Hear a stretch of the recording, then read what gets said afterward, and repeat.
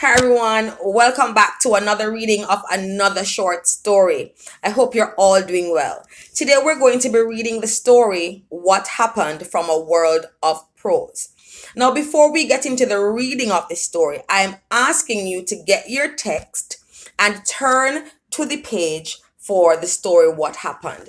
Now, I want us to think about certain themes that are going to come up in this story as I'm reading and as you're following, and then to help you with further analysis when you're back in your classrooms with your teachers discussing this story.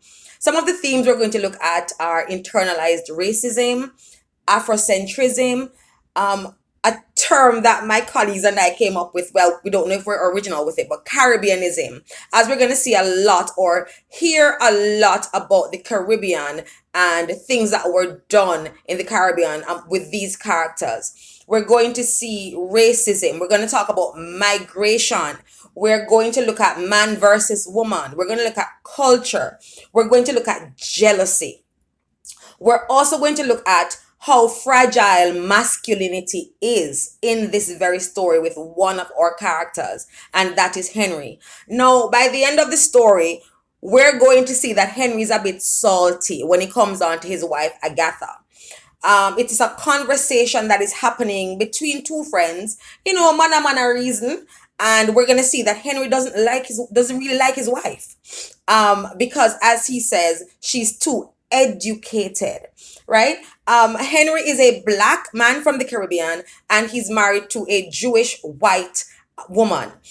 So we're also going to see where Henry gets in a little bit of trouble when he is retelling some of the things that he has done in the past, racism and race. We're going to look at gender again when I talked about the theme man versus woman, how men treat their wives when they feel that they are being emasculated by their wives. But enough about that. We're going to be reading the story What Happened. And remember, again, it's a conversation between Henry and Boise. Now, there is an intrusive voice that could be the voice of the narrator at the beginning of the text when Boise is opening the story. So let's go. What Happened by Austin C. Clarke. What happened? Boise wondered as he kept looking round Henry's room, trying not to make Henry uneasy about it. What is it? What happened to this room that makes it look so strange since the last time I came round here? The last time was soon after Boise had bought his second-hand station wagon. Or was it? No. He had come back after that day, the afternoon of Henry's wedding, to drive him to the church. But there was so much excitement on that afternoon that he hadn't noticed anything strange about the room. No, as he glanced round the walls, his eyes saw strange things which his senses did not register. Suddenly, he knew what it was. The walls. The walls themselves, no longer walls, but walls painted with the books in bookcases. Every available space was taken up by bookcases with bookshelves made out of onion crates. Boise was not only amazed at the number of books, books had recently crept into his own life as an interesting lens through which he was beginning for the first time to see many things around him. But was also impressed by the way these books could have changed the very nature, the very feeling of a room he was accustomed to visiting, and in which he had drunk rum and whiskey so many times, and had become drunk in so many times, happy together, just as he and Henry were now, drinking wine on this chilly Saturday afternoon. But wait! Who owns all these books, man? The wife. She owns all these books. And who built the bookcases? And who put them in them? All over the place, sir. The wife. She built the bookcases. She went down in the Kensington market. I mean the Jewish market. Cause only Jews does call it Kensington market. But anyhow, she went down there early every Saturday morning at 5 o'clock and get them onion crates at a bargain. I think she even bought them wholesale too. She's a hell of a woman, your wife. You have a hell of a wife, boy. Books have now become my enemy now in my old age, boy. Books, books, books everywhere. Books in the bathroom up there on the second floor. Books under the bed. Books all over the place. Jesus Christ, boys. One day I was so mad that I started counting these blasted books. And when I reached 2000, I had to stop counting. Cause be Christ, boys. As an old man, I am too old to start worrying about books and education. All these blasted books you see here, well, they're written in a language that I can't even understand or talk in. Anyhow, zoology, anthropology, sociology language. I don't understand one iota of that language. And I don't understand why one person, and a woman at that, have to read so many books just to be a human being and live in this 20th century world. Education, boy. That's what I mean when I said just now that you're lucky as hell. Agatha is a highly educated woman. She's your wife.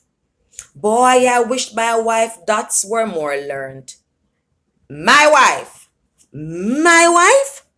You referring to my wife who talked so much crap about if our wedding reception was held in another place, in a better community, the police won't have interfered. The police only interfered mainly because in this district, a periphery slum district, that's what she said. A periphery district, the police always looking for criminals and drug addicts, and the police was only making a routine check. You call this kind of woman my wife? Jesus Christ, everybody at my wedding, Jesus Christ, everybody at my wedding reception know that the blasted cops only raided the place because it's a black man's party. Everybody knows that. My wife? Is that who you call she? Her father didn't even show up at the wedding. Her mother didn't even remember she had a daughter named Agatha getting married. And her two brothers? You ever heard my wife say she has two brothers? One is a corporation lawyer and the other bastard is a professor in a university. And this room, man, look at this room. These books is stifling me, boysy. I can't breathe. Look at my time. Even before I had this brilliant idea to get married to a woman who breathes books. You have known me, be Christ, when I had a television set in here. No, my wife come and she get rid of that. You know me at a time when I could come in here and watch the Montreal Canadiens beat the crap out of Toronto Maple Leafs. We could watch American football every Sunday with Jimmy Brown playing like a colored god. We used to like do all them things, boysy. We enjoyed them things.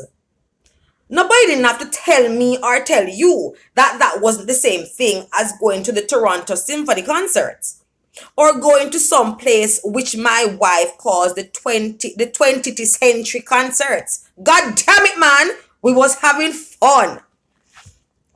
And my whole life was so messed up in the past that I had to have some fun in the little bit of life I had left before I put a wedding on a book. Now look at this room. You see the books in this room? Boysy, this is a one-room apartment room. I've been living in for 15 years. It isn't no luxuriant apartment like you have in Rosedale or on Avenue Road. But I've been living here as comfortable as us before my wife moved into my parlor. Said the spider to the fly. Still, the books look good though, Boise said, and he meant it. He wished he owned a quarter of them. He wished they were all in his apartment. His own bookshelves were taken up mainly by record albums and old magazines he had gathered from his cleaning jobs, and by the collection of knowledge of the world, which he had found in a waste paper basket in one of the many offices he cleaned at night. They have this place looking like a real educated place, like a library. My wife did it. She's a very educated lady, but it is going to my blasted head. And to make matters worse, she come telling me she just came first in her class at the university and she is this big blooming genius. They give her something called a fellowship. I don't know what a fellowship is or means, but it has $6,000 attached to it. A foundation just handed my wife $6,000, Boise. And me and you walked our arse bare and sore looking for a job worth $3,000 a year. Well, you ever say anything like that? And for what? For what they give her this fortune? To write about dead animals. Because that is what you tell me all this zoology is all about. $6,000 to write about skeletons. Boise, in Barbados, we bury dead animals, man. I wish my wife could get a fellow. Shut your mouth, boy. You don't know when you're lucky. Boise looked round the room, marveling at the number of books on the walls, at the many colors of the books, on all these books on the four walls. They were arranged in a certain logic, he saw. All the books dealing with one branch of a certain animal and its particular instincts and behavior were grouped together. Boise passed his hands over the covers as if he was passing his hands over his wife's backside. And there were many books dealing with black people too. He wondered whether, in this strange language of zoology, sociology, anthropology that Henry talked about, black people was another way of saying animal. For some of these books on Henry's walls called black people by the strangest names he had ever heard. Names like the silent minority, the forsaken minority. There was a book which called them Crisis in Black and White. There was one which called them nigger. Big Christ, that's, don't you tell me I was drunk.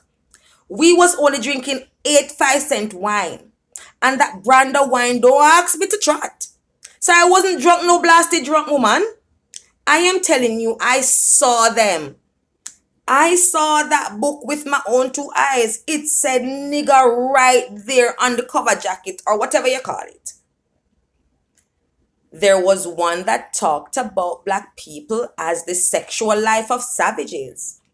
There was one that called black people black Jacobins. There was many books. Boise touched the covers of some of these books. He opened some of them, except the one named nigger. All of them bore Agatha's name. Her maiden name, Agatha Barbara Selman, Zoology, University of Toronto, 59.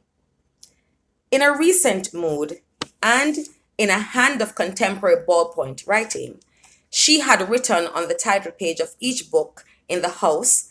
Boise made a sample test when he first saw her name in the book he held in his hand, a book which called him The Myth of the Negro Past. She had written nay before the Agatha Barbara Selman line, and underneath that line had written Agatha Barbara Selman White. Boise liked that. He laughed to himself. Only Englishmen from England who owned Rolls Royces in Barbados and large sugar plantations and large black Humber Hawks and those big old time Jaguars, only these types of people had names like Agatha's names. Names joined together in holy matrimony by a hyphen. Boise was so impressed by this that he had himself once toyed with the idea of joining his mother's maiden name, he was illegitimate, to his father's surname. But his mother didn't know his father's name, and she didn't like the idea either. Why in the name of hell you don't let that bastard rot in hell, where he probably is right now, boy? I should tar your ass just for mentioning his name in my presence. Boise sprung up off the stool, his drink spilled, a little of it. Hey, this is you, Christ, this is you, man. He was pointing at a piece of paper torn from a large notebook. The broken holes from the rings were visible, on which was a drawing of a black man's head and the shoulders done in charcoal. The lips of this black man were very thick. They were painted in the charcoal of reddish purplish rouge. Sorry. The hair was very bushy, but in a way the face looked like the face of a white man, except that it was painted black. Boise looked at it for a long time, and when he was sure that he could really see something of Henry in it, he turned round, faced Henry, and said somewhat unnecessarily, "This is you, Henry." "My wife again. She's an artist too." Boise looked at the drawing and then at Henry. He did this 3 times. What happened? What is it? He wondered. And then finally, you could hear him breathing heavily with relief. He saw it. The hair. Henry had allowed his hair to grow long. The drawing had given him up. And then Boise saw it in the flesh. This is what was worrying him since he arrived. "The hair, man, the hair." Boise was chuckling. "Man, you look like one of them hippies. Beatniks up in Yorkville Village. Or like that fella from the States, Ginsberg or Rockbroad or the Black Power fella. You look like the brother of Rockbroad, man." And Boise again laughed ridiculingly, laughing and holding his head to the floor, and then pointing at Henry, and then laughing some more. "Man, you need a serious haircut. Bad, bad, bad." "My wife, she likes it long so. My wife says it makes me look like a real Afro-Caribbean Canadian. Me, an Afro-Canadian. I don't even like the word African. And I am sure as hell don't want nobody to know that I come from there. Hell no, I is a West Indian." "But this picture make you look like an African." "That's it. You look like a Watusi." Agatha had said the same thing, exactly, word for word. "That's it. You look like a Watusi."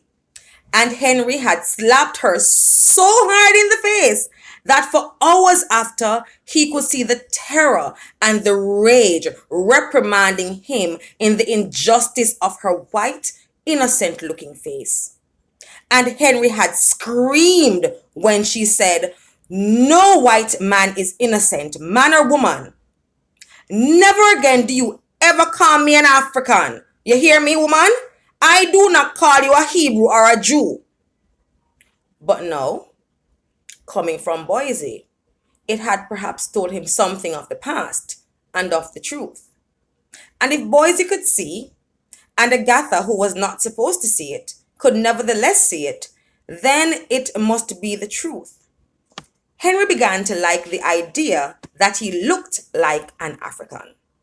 The tension, the guarded replies he had been giving to Boise's questions. After all, he had known Boise longer than he had known Agatha. And the sarcasm in his voice when he mentioned his wife's accomplishments, all this now disappeared. It was as if something of the pressure of his recent marriage had been unlocked from his soul. Boise got up from the footstool and inspected the pictures on the walls. "My wife made that stool too," Henry had informed him, this time with some of the pride of association in his manner and voice. "Bought it down at the crippled civilian's bargain store. Came back here eager as a beaver. Threw a coat of paint on the thing. Rushed back down in Eaton's basement bargain store and brought back that African-looking cloth you now see on it. And now, when her friends come here, they all want to buy it from her for $50 or more. One of these days when she ain't here, I going to sell the footstool and play poker with the money." But she paid $1 for the stool. 50 cents for the cloth on it. The paint was down in the basement here, left back from some that I used on the room 5 years ago. Boise was attracted by the framed pictures which took up all the space left over from the bookcases and shelves. They were all, each and every one of them, of black people. Agatha had clipped them from various magazines, all of which she always read from cover to cover, and some more than once. And she had framed them herself with cheap unpainted frames, bought from Coles at the corner of Charles and Young. Henry, will you please get off your behind and help me paint these frames? After all, they're for our home, you know? To hell with our home, he had told her. I have to cook dinner and you are here all day long with the dirty dishes in the sink since last night. The place not cleaned, oh God. She had brought them home, and when they were finished, hung them to suit her own tastes, since Henry did not help in the work. Jesus Christ, woman! You could throw them in the garbage for all I care. What do I want with so many black people faces in my house for? Ain't I black enough? Black people looking at me everywhere, wherever I turn. If I lie down, I see a goddamn negroid face. If I sit on the floor, a goddamn nigger staring at me. Even in the bathroom upstairs. It ain't my private bathroom. Our private bathroom even. Before I met you, I never had so many black people pinned up on my walls, woman.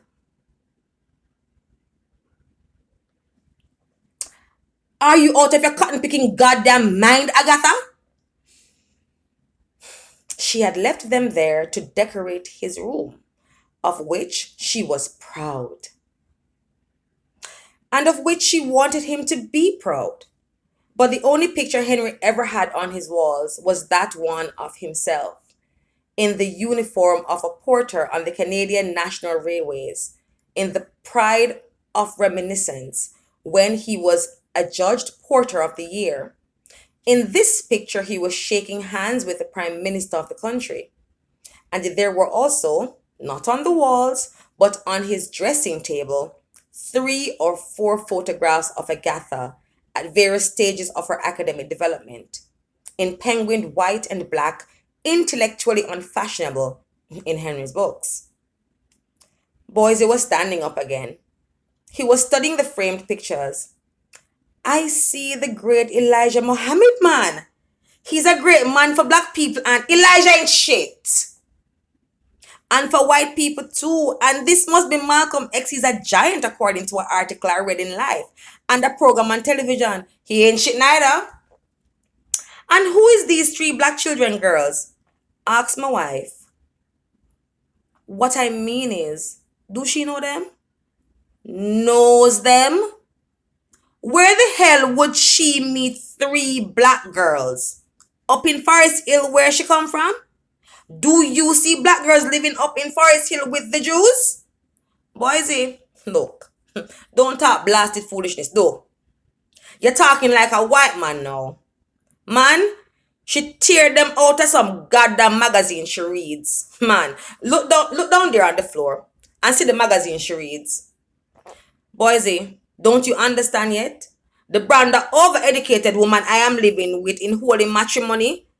My goddamn wife tore them 3 Negro girls out of a goddamn magazine because, as she said, and I using her goddamn words now, they're beautiful. They're beautiful, Boise. That's what she tells me. They're beautiful. Black and beautiful. No, man, look be Jesus Christ at these 3 blasted, half-starved little bitches. And tell me if you see anything beautiful in the goddamn hunger and undernourishment expressed in their faces. Look, man, look. God damn it. Don't be scared to look the truth in the face. Because I want to find out something. I want to find out if I am going stark crazy mad. All 3 of them girls are teethless, toothless. One is wearing rags. The other two not dressed much better. Do you see beautiful things in that? Do you? And every goddamn morning, when I open my eyes rest first on them three hungry Negro children from the South. And my wife tell me they're beautiful. Boy, is it serious now? Do you think that my wife is trying to tell me something? You mean that since you is a black man and them three girls is also black, that your wife is Boise? You want to hear something? You is a genius. You are more educated in my books than Agatha with all the PhDs, all the MAs, all the BAs behind her name. She's trying to give me an inferiority complex, Boise. And she's calling it beauty. I do not see one beautiful thing in being poor, in being black, in being hungry. I happen to have been born this way. Black, poor, and hungry. And God blind me. I don't want nobody to mention it no more. Because I can't change it. And be Christ, neither can you nor her. I am a West Indian. Henry had by now worked himself into a shaking rage. Something, my God, Boise. I am here trying to catch a little shut-eye after a hard night out gambling. And all night long from 1 o'clock till 3, 4, 5, sometimes 6 in the morning. All I can hear is tap, tap, tap, tap. Agatha on the typewriter, writing another essay. Another essay? Man, she have 50 essays already in this. And he rushed to the steel filing cabinet and pulled open its 4 drawers and showed Boise the drawers crammed with essays. Boise took one out and it said in red ink, excellent. He pulled another one out from a different drawer and it said, also in red ink, very good indeed. Henry put back the 2 essays and slammed the 4 drawer shut. Miss Diamond, the landlady upstairs, somewhere among the fumes of her house cleaning and her house cleaning heather artificial scents, asked, is somebody knocking, Henry? Henry merely said so she couldn't hear him, God damn you. You too? He went back to talking to Boise. I closes my eye. I hear tap, tap, tap. I open my eye and I see those 3 black. You don't know, God blind me. And he made a faint grab for the framed picture of black infant beauty, making as if he was going to rip it from the wall. But he had tried to do that before, when he was alone, once. And even then he could not do it. There was a greater power which Agatha had over him, a power greater than that which he had over himself, a power greater than the urge he had to destroy the picture of these 3 little black girls.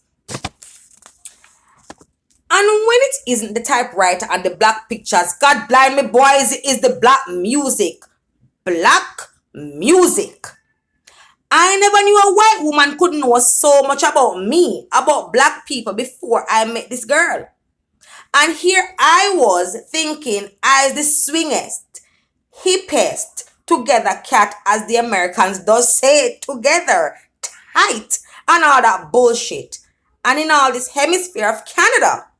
And no, look, a little white woman, Jesus Christ, a little pretty Jewish Barbara Selman hyphen white, God damn it, is going to come now and tell me, quote, that jazz in the early years, what is now known as traditional jazz, was betrayed because the people who used to play it in the nightclubs and popularize it were only Creoles, half white, half black colored people, mixed up people, and they were therefore not racially nor culturally.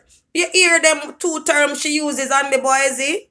racially nor culturally free, liberated to do the same thing that the bird Jesus, Jesus, you hear that word? That is our exact word. Not Charlie Parker as we lesser mortals know him by, as most people know him by, but the bird.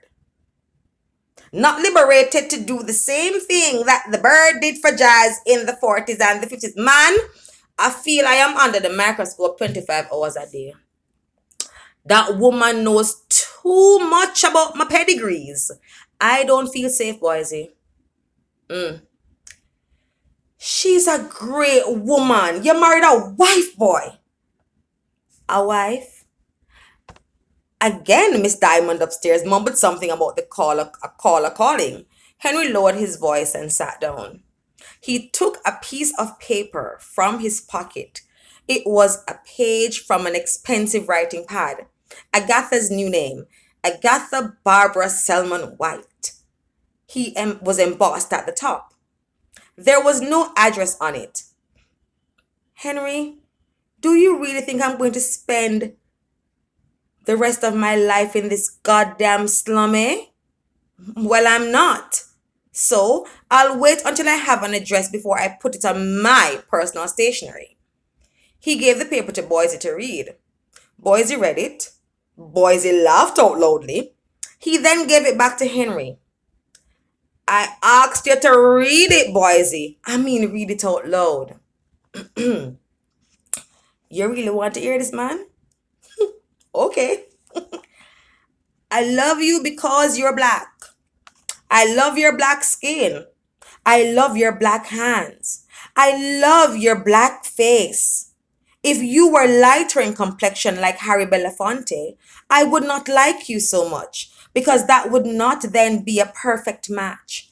I love your woolly thick hair. I love your thick purple lips. Boys was shaking with spasms of laughter. Jesus Christ. Henry was laughing too. I love you. I love you. I love you. I love you, you big, black, beautiful, black beast. Oh, Jesus Christ, boys screamed, still laughing. Does your wife Dots ever write you letters like that? But Henry, you know as well as I do that my wife is a black woman like me. Boys was still laughing. He couldn't read any more of the letter. He was laughing so much. He glimpsed the line. And I love you. And I love you the way you make love to me. And man, it must be a hell of an experience when you're married to a white woman, eh? You better believe it. You black beast. You's a goddamn black beast to Boise. Henry went to him and embraced him. He almost kissed him. And then he patted him on the back. Let me go to the Paramount for some chicken wings and draft beer, man. We have to celebrate. We are the same two black beasts anyhow. He took up a $20 bill, which Agatha kept in a jar, on which was marked on a piece of adhesive tape the color of white skin, so said the advertisement, in her firm, clear printing. Entertainment, luxuries, the Paramount Tavern, and Henry. Boise noticed it and laughed to himself. But he also made a mental note to have his wife, Dots, prepare one similar to this, with the exact wording on the top shelf of his built-in bookcase. The idea appealed to him as a good one. I am going to spend $20 on you tonight, Boise. Look, I have 20 to spend on you too.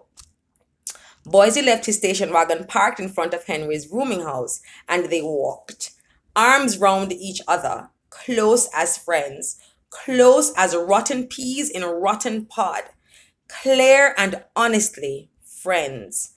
Henry tipped his hat to the old man, who came round begging for empty bottles.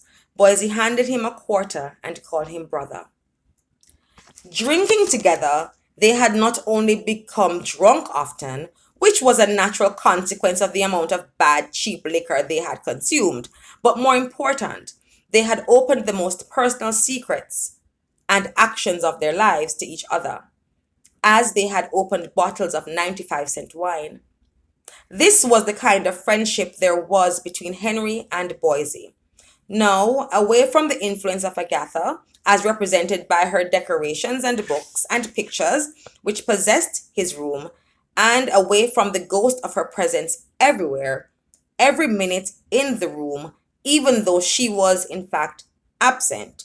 And Boise had always visited when Agatha was absent, as if by some instinctual prearrangement.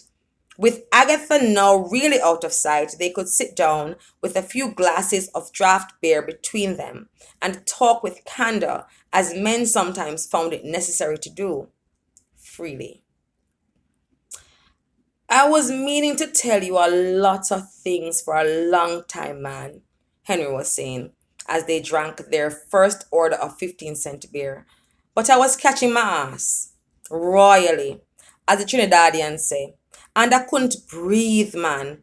I was suffocating in holy matrimony. First thing went wrong was the police breaking up the wedding reception at your place. Well, Agatha ain't get over that one yet, and I don't think she ever would. But I can't blame her. Cause look at it in this way, man. If it was in another rich and wealthy district in Toronto like Forest Hill or Rosedale or the Bridle Path or even in middle class Willowdale, anywhere up there by Upper Canada College, no cop would be so stupid as to go into a house up there at a wedding party and break it up. That goddamn cop would think twice, three times before he even knocked on one of them rich people doors. But a black man ain't got that kind of luck. Well, that was one thing. The next trumpet was hunting for an apartment.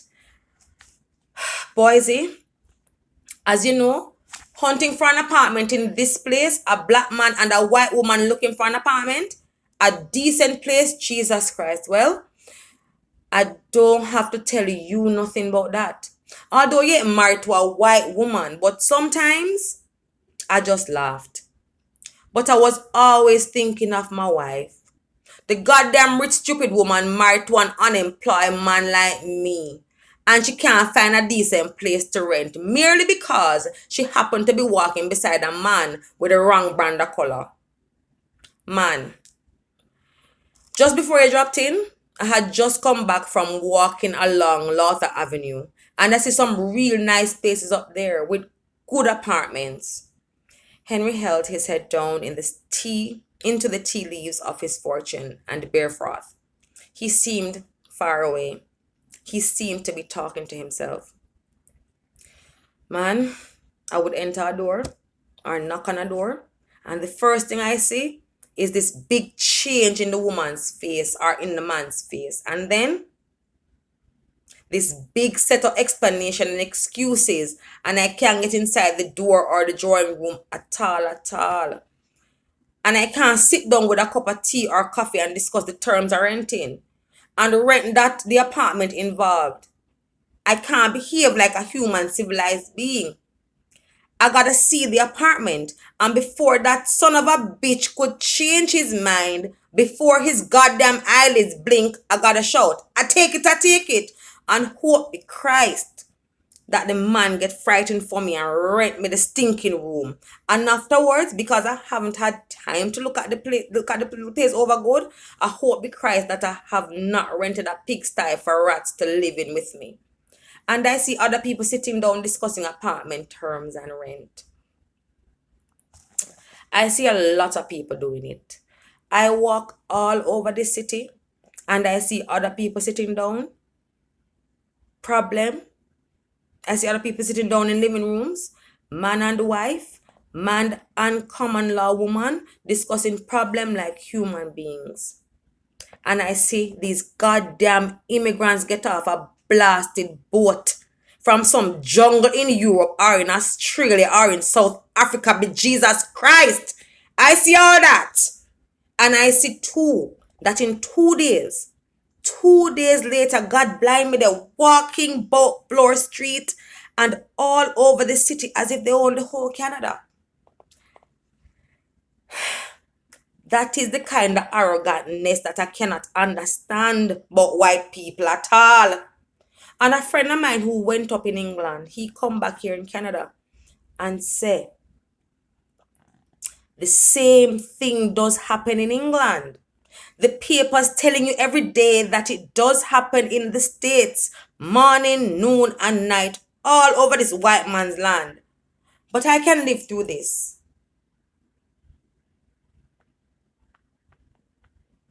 But I can live through this because I is a West Indian. If I was a Negro, I couldn't live through this at all. Not if I was born American. I mean, boys, man, Jesus Christ. A certain time does come in your life when you want to relax, when you want a nice place that you could afford. You want to ease up off hustling. You want to put down roots, put down the placards and ease up off of picketing and demonstrating. Agatha is a nice woman. After all is said and done, she wants a nice place to live in. Some old house that she could rejuvenate and rehabilitate, like some they have on Collier and Elgin streets. Everybody don't like to live in those factories called apartment blocks, cause that is what I was just going to mention, Henry. They can't refuse you an apartment because of color, race, creed, breed, or anything. The government passed a law saying that this is nullify and void, man. Only if it is a private house like the places you mentioned. Well, they could do that because a man's house is his castle, but not in a place with more than 6 units for rent. Not in a place with more than 6. What the hell are you talking about? What the hell are you talking, white man? You're talking like a white man. Man, don't you know that the government talks a lot of crap about 6 units and apartment blocks? And they write more crap than that in the law books too. If the government wants to find out, let the government ask me. Let the government ask me, Henry White. Let the government walk about with me one of these nights, even tonight, right here in Toronto, on any street, and I will show the government some apartment in this city where no law don't apply and no black man can't get through the door. Man, it is as hard for a black man to get through the door than for you, Boise, to get inside a virgin. If you want to know the truth of the matter, that's a hard thing to say about the government, Henry. My government? Henry looked at him as if he was excrement. Are you goddamn turning into a white man? He asked Boise. Just because you hustling a cleaning job? You becoming one of these conservative black men that I hear about? Me? Hell no, man. Well, don't talk crap then. I am telling you a kind of history and sociology that not even the great Dr. Agatha Barbara Selman White, be Christ, could contradict. One night, man, listen. One night I spit in a white woman's face just because she was about to close her blasted door before I had time to tell her what I wanted. I was tired of having doors slammed in my face, man. That night, I would have done anything to keep that door from slamming. Another night, God blind me, Boise. As I sitting down here, I was so mad that I grabbed this bastard by the scruff of his European neck. And be Jesus Christ, if my wife wasn't there beside me as a witness, probably I would have killed that bastard dead. Be Jesus Christ. This thing does do some funny things to a man's mind, Boise. I am talking about the effects, man. The effects. One night again, I was so pissing mad that I went back to that house on Huron Street where the woman played the fool with me, and I painted a red swastika sign on our front door. The front door was fortunately white. You know what? Boise lost his breath and part of his voice. On the door! But was the woman a Jew? No, she didn't even have a Jewish name. I didn't remember to ask her. And you still painted a Nazi sign on the woman's door? It was the only sign or symbol I could think of that would scare the living crap out of her pants. But a Nazi sign? Red as blood like the communist. It was a pretty swastika too. I took me 10 minutes to paint. And he laughed out. Some neighbors drinking nearby held up their heads to the noise, but they soon held them back down and had them pulled back down by the weight of the drinks before them. The next day, I saw it in the papers. Yes, Boise said. The paper said Toronto was getting a Nazi party just like the States and that Jews. I laughed my goddamn head off. And we laughed to show Boise how he had laughed then. And then he took a long draught on his beer glass. And when I sit down sober like and face these things, I don't like to know what's happening to me, Boise. I don't want to know. Living with that woman, God bless her, is like standing up in front of a life-size looking glass that is not a looking glass, but is really a life-size x-ray machine. You see things that does make your goddamn heart bleed? I started to think so much these days, Boise. The moment I sit down, I start one big thinking of life in funny ways. And I start talking to myself in funny ways that I never found myself talking to myself in before. If I stand up, I start thinking. I go in the bathroom, still I am thinking. I am sleeping and I am thinking. And you know what? I am thinking all the time. Murder. Something inside me, Boise. Something big and terrible. Some damn thing inside here, in this heart, is trying to get out. It didn't come out that night when I laughed at that European whore who slammed the door in my face.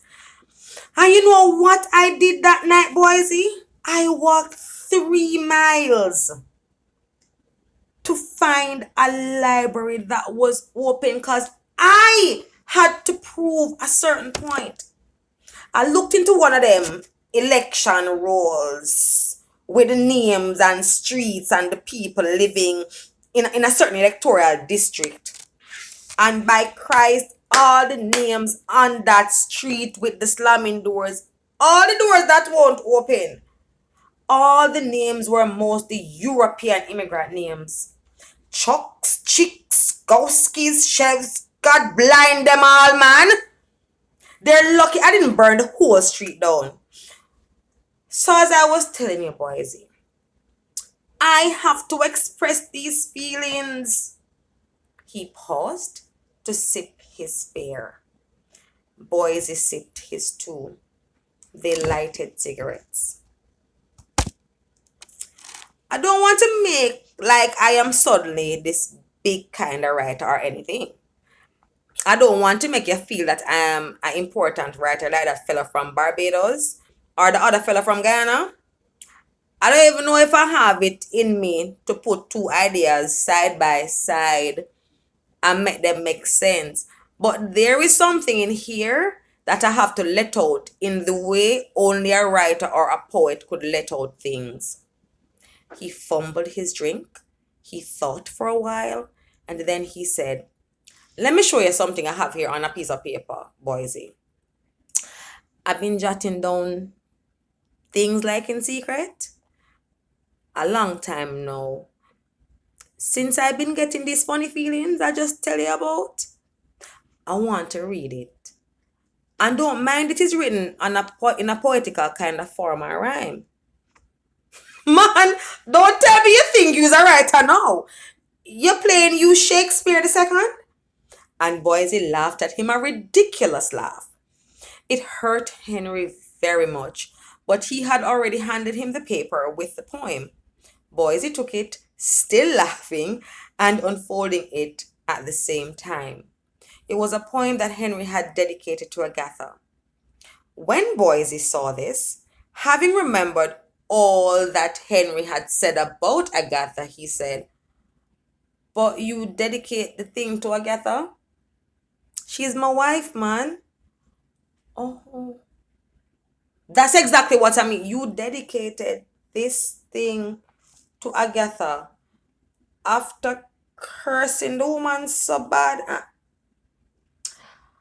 But boys, he said no more and read the poem instead. The poem said, "But was it really time that killed the rose of our loves? Was it time? And was it time to die? Is it time, this rose? It was not, could not be time. Time has no power over roses, or over love, or over me, or over you.